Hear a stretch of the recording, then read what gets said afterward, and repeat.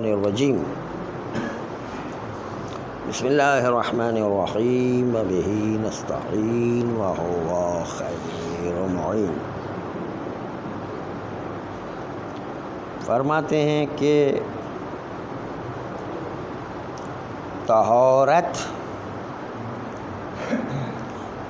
نماز میں لباس و بدن میں بھی ہونا ضروری ہے، لفظ طہور میں شامل تھا، لیکن چونکہ حدیث صحیح ہمارے پاس موجود ہے کہ جس سے لا تعاد کا لفظ شامل ہے، لمن صلی فی النجس عن جہل قصوری، جو شخص نجاست میں جہل قصوری سے نماز پڑھتا ہے، یعنی جاہل مقصر نہیں ہے اور اس نے جہل قصوری سے نماز پڑھ لی ہے، تو اس کی نماز صحیح ہے اور اعادے کی ضرورت نہیں ہے، اگرچہ کہ نجس لباس میں نماز پڑھ لی ہو۔ اس سے پتہ چلا کہ بدن و ثوب میں انسان جان بوجھ کے نجس لباس میں نہیں پڑھ سکتا ہے، لیکن اگر متعمد نہ ہو، جاہل ہو، تو اس کے لیے لباس و بدن میں نجاست لگی ہوئی ہے، اس کو پتہ نہیں چلا، تو اس کے نتیجے میں اس کی نماز صحیح ہے۔ ناسی کو عالم کی طرح قرار دیا ہے بعض لوگوں نے، اور وجوب اعادہ و قضا قرار دی بعض لوگوں نے، کہا نہیں، تفصیل ہے کہ وقت کے اندر اعادہ کرے گا اور خارج وقت میں اعادہ نہیں کرے گا، جیسے علی بن محضیار کی روایت سے استفادہ کیا ہے۔ پھر کہتے ہیں کہ طہارت جس طرح بدن مصلی اور لباس مصلی میں ضروری ہے، اس طرح عوارض بدن اس میں بھی طہارت لازمی ہے۔ عوارض بدن یعنی بال، ناخن اور اس قسم کی چیزیں، کیونکہ یہ بھی بدن کا حصہ شمار ہوتی ہیں، اور اس مسئلے میں بال و ناخن میں کسی نے تفصیل پیش نہیں کی ہے۔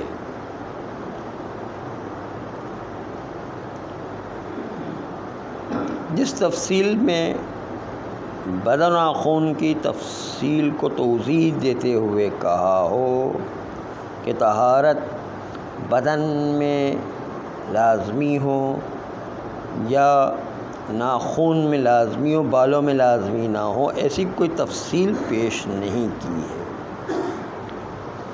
اور یہ بھی تفصیل پیش نہیں کی کہ واجب نماز ہو یا مستحب نماز ہو، سب کے اندر کہا ہے کہ بال و ناخن کے اندر بھی طہارت ضروری ہے، چاہے ادا نماز ہو، چاہے قضا نماز ہو، چاہے مستحب نماز ہو، چاہے واجب نماز ہو، سب کے اندر جو ہے وہ ناخن و بال کی طہارت بھی ضروری ہے۔ اور قضا نماز ادا نماز کی طرح صرف زمانے کا فرق ہے، اس لیے جو طہارتیں ادا نماز میں معتبر ہے وہی طہارت قضا نماز میں بھی معتبر ہے۔ آیا وہ چیزیں جو توابع نماز میں سے، جیسے نماز احتیاط ہو، سجدہ بھولا ہوا ہو، تشہد بھولا ہوا ہو، کیا ان میں بھی طہارت کی ضرورت ہے؟ کہتے جی ہاں، اس کے اندر بھی طہارت کی ضرورت ہے کہ جو انسان ایک سجدہ بھول گیا ہو، پھر اس کو سجدہ یاد آئے تو نماز کے بعد اس سجدے کو انجام دے گا یا تشہد کو انجام دے گا، اس بنیاد پر کہ ان کی قضا بھی واجب ہوا کرتی ہے، نماز احتیاط بھی اسی طرح واجب ہوا کرتی ہے، اس میں بھی طہارت کی شرط ہے۔ کسی نے آ کے اشکال کیا کہ بھائی نماز قضا یا اجزاء منسیہ سجدہ و تشہد اس میں طہارت کی شرط کیوں ہے، جبکہ دلیلوں میں تو طہارت کی شرط صرف نماز کے لیے ہے؟ اجزاء جو سجدہ اور تشہد ہے وہ اجزاء منسیہ لیست بصلاتین، سجدہ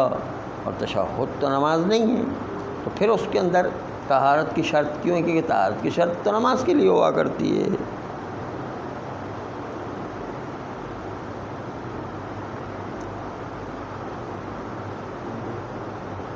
اسی طریقے سے یہ مناقشہ قضا نماز میں بھی کیا گیا کہ بھائی اصلی نماز کے اندر جو ہے وہ طہارت کی شرط ہے،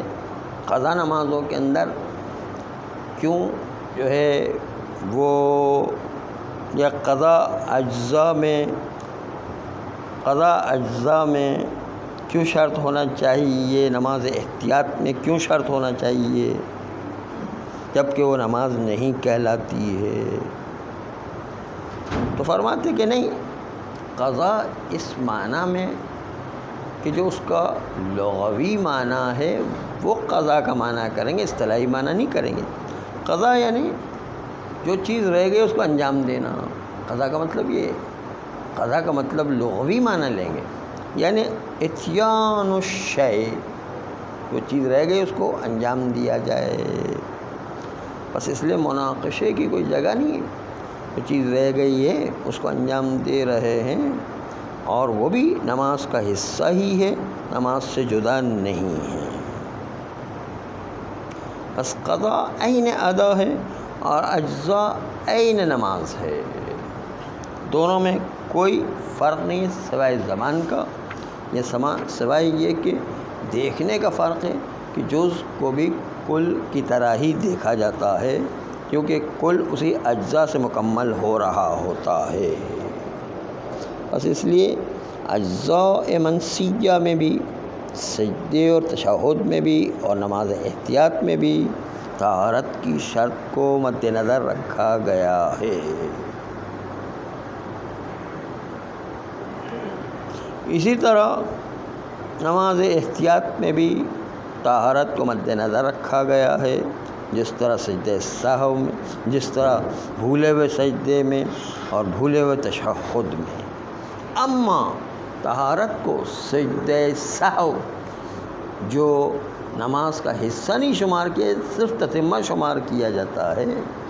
سجدہ سہو میں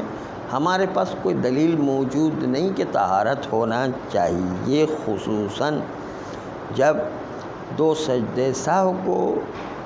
نماز کے اجزاء سے خارج مانا گیا ہے، اور اسی وجہ سے اگر کسی نے سجدہ سہو کو اخلال کر دیا اور سجدہ سہو کو انجام نہیں دیا، نماز کو انجام دے دیا، تو پھر بھی سجدہ سہو کو بھول جانے کے باوجود نماز صحیح ہے، نماز باطل نہیں ہے۔ اس کا مطلب یہ کہ سجدہ سہو جو ہے نماز کا جز نہیں ہے، نماز سے علیحدہ چیز ہے۔ کبھی کبھی ایسا پیش آتا ہے کہ انسان پر نماز غلطی میں کبھی شیطان کسی چیز کو ورغلا دیتا ہے اور انسان پر سجدہ سہو واجب ہو جایا کرتا ہے، لیکن اس کے باوجود چونکہ دو سجدہ سہو نماز کے بعد مستقلاً واجب نفسی علیحدہ سے ہے، جیسے کہ روایات میں بھی آیا کہ شیطان بہکا دیا کرتا تو سجدہ سہو انجام دیا جائے، اس لیے یہ دو مستقل واجب ہیں، اس کا اجزاء صلاۃ سے کوئی تعلق نہیں ہے۔ انہما لیستا بصلاۃ فی نفسہما، سجدہ سہو بذات خود نماز کا کوئی حصہ نہیں ہے اور نماز کا کوئی جز نہیں ہے، اس اعتبار سے طہارت کی شرط نہیں ہے۔ نماز کے صحیح ہونے میں ان 2 سجدے سہو کی وجہ سے۔ البتہ احتیاط مستحب یہ ہے کہ انسان جتنا ہو سکے نماز کے فوراً بعد اس 2 سجدے سہو کو انجام دے، مگر یہ کہ بھول جائے اور کچھ عرصے کے بعد اس کو سجدے سہو یاد آئے تو فوراً جتنا جلدی ہو سکے وہ 2 سجدے سہو نماز کے بعد انجام دے، لیکن شرط نہیں ہے۔ 2 سجدے سہو کو نماز کے فوراً بعد انجام دینے کی شرط نہیں ہے۔ ہاں، اچھا ضرور ہے کہ اس کو جلد از جلد انجام دے دیا جائے۔ جس طریقے سے اذان و اقامت اور دعا قبل تکبیرۃ الاحرام اس کا نماز سے پہلے ہونا کوئی شرط نہیں ہے، اس طرح سجدہ سہو بھی آخر میں نماز کے شرط نہیں ہے۔ پس جب یہ نماز کا حصہ ہی نہیں ہے تو خود بخود واضح ہوگا کہ اس میں طہارت کی بھی ضرورت نہیں ہے، نہ 2 سجدے سہو میں طہارت کی ضرورت ہے، نہ اذان و اقامہ اور نہ اس دعا میں جو تکبیرۃ الاحرام سے پہلے پڑھتے ہیں اس کے اندر ضروری نہیں ہے۔ جی ہاں، ناقص ہے یقیناً، لیکن شرط کا مطلب یہ ہے کہ اس کے بغیر وجود میں ہی نہ آئے۔ یہ شرط کا مطلب یہ ہے کہ اگر سجدہ سہو کوئی جان بوجھ کر انجام نہ بھی دے تب بھی نماز پر فرق نہیں پڑے گا، نماز اپنی جگہ برقرار ہے۔ اس طرح اذان و اقامت کے جان بوجھ کے انجام نہ بھی دے تو بھی نماز پر کوئی فرق نہیں پڑے گا، نماز اپنی جگہ پر صحیح ہے۔ ہاں، بس اس سے پتہ چلا کہ چونکہ یہ اذان و اقامہ کی طرح سجدہ سہو بھی نماز کا جز نہیں ہے، اس لیے اس کے اندر طہارت کی ضرورت نہیں ہے۔ طہارت ہو تو یقیناً کمال ہے، کمال ہمیشہ مطلوب ہے، لیکن قانون کمال کو نہیں دیکھتا ہے، قانون وہ نماز کے باطل ہونے کو دیکھتا ہے کہ نماز باطل ہوگی یا نہیں ہوگی۔ تو کہتے ہیں کہ سجدہ سہو کے بغیر بھی نماز صحیح ہو جائے گی۔ اس طرح نماز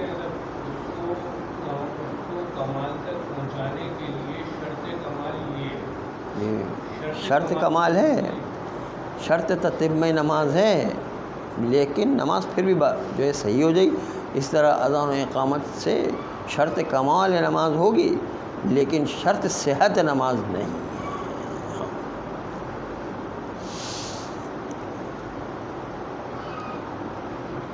فرماتے ہیں کہ اذان و اقامت میں جب حدث سے طہارت ہونا شرط نہیں ہے تو خبث سے بطریق اولا طہارت ہونا شرط نہیں ہے۔ یعنی اذان و اقامت کہتے وقت وضو سے ہونا ضروری نہیں ہے، تو نجس لباس کے ساتھ بھی اذان و اقامت کہہ سکتا ہے، ضروری کہ پاک لباس، نجس لباس میں بھی بغیر وضو کے بھی، بغیر غسل جنابت کے بھی، اس میں لوگ حساس ہو جاتے ہیں کہ غسل جنابت کی حالت میں اذان کیسے کہے، لیکن کہتے ہیں اجازت ہے، طہارت ہونا کوئی ضروری نہیں ہے، بلکہ اگر آپ کے ذہنوں کو گرا نہ گزرے تو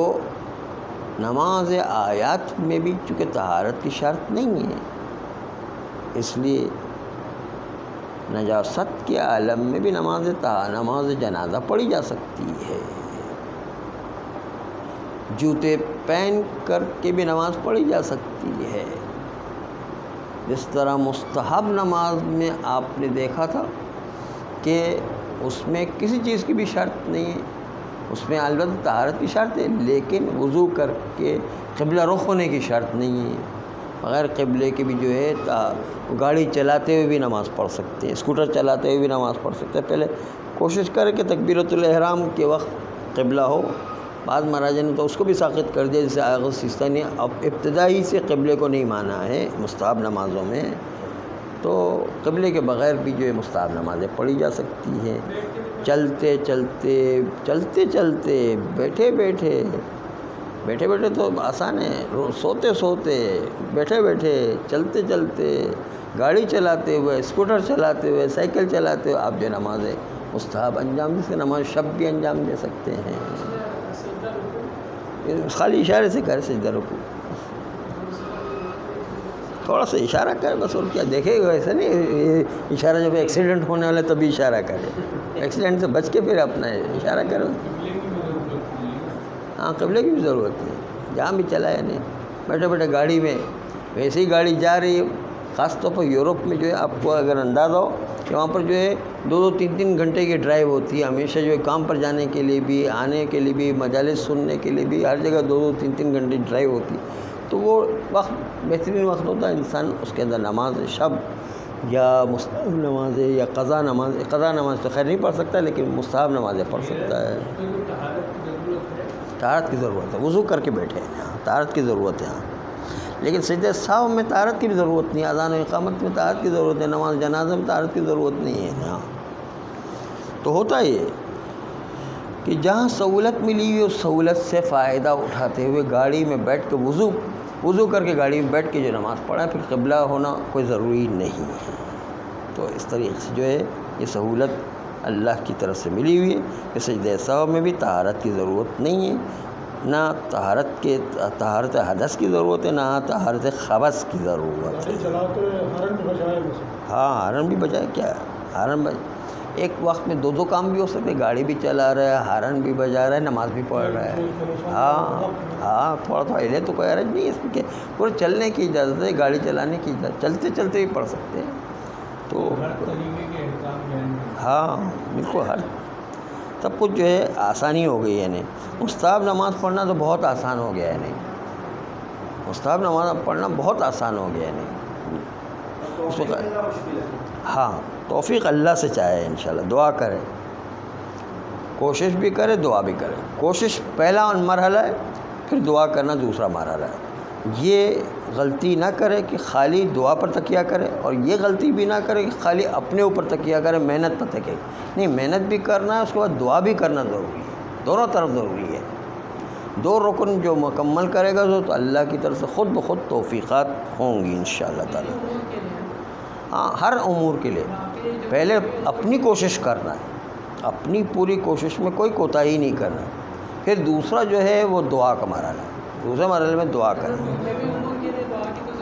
ہر کام میں دعا کی ضرورت ہے۔ ہاں لیکن محنت کی نا انہیں، محنت کا فائدہ تو ملتا ہے نا، محنت کی، لیکن محنت کا فائدہ محنت کی حد تک ہے، اس میں پھر توفیقات نہیں ہے، پھر وہ خالی محنت پر ہے۔ ہاں محنت کے نتیجے اللہ کچھ نہ کچھ تو عطا کرتا ہے۔ ہاں پھر اللہ پر چھوڑ دے، بس اللہ پر چھوڑ دے، پھر اللہ سمجھے گا اللہ کی کوئی مصلحت ہے جو کام نہیں ہو رہا ہے، پھر اللہ پر چھوڑ دے۔ صلی اللہ علیہ وآلہ